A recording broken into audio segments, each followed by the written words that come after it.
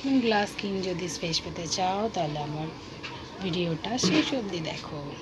নিয়ে নিচে 1 চামচ চালের গুঁড়ো, দিয়ে দেবো রসুনটা,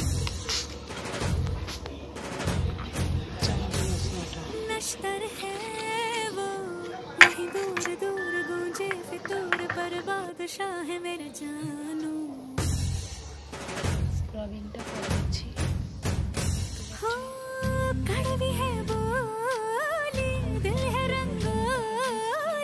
इसमें पत्थर क्यों लोग देखते हैं, मुझको तो दिखता है इसमें कोई सनम। अंगारों का अंबर सा लगता है मेरा सामने,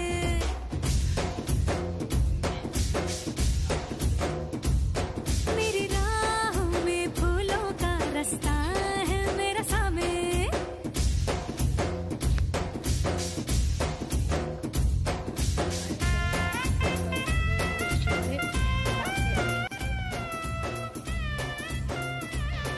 স্ক্রাবিংটা করা হয়ে গেছে আমার। এরপর রিমুভ করার পর তোমাদের সাথে শেয়ার করব।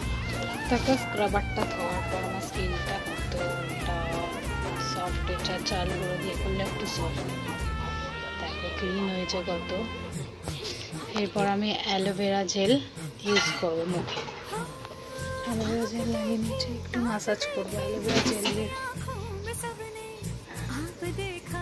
अब देखा इसकी आँखों में हमने,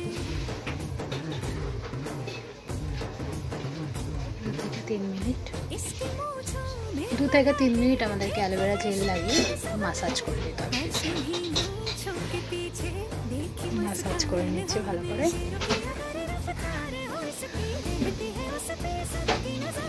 এরকম মাসাজ করতে পারো।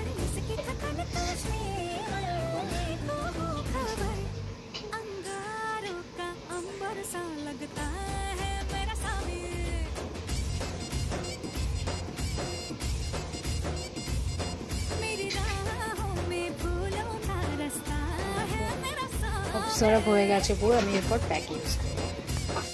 এটা হলো অরেঞ্জ পাউডার। অরেঞ্জ পাউডার তৈরি করার জন্য কমলা লেবু ঘরে নিয়ে এসে সেটা খোসাগুলোকে শুকনো করে সেটা মিক্সারে গুঁড়ো করে তোমরা কৌটোতে রেখে দিতে পারো।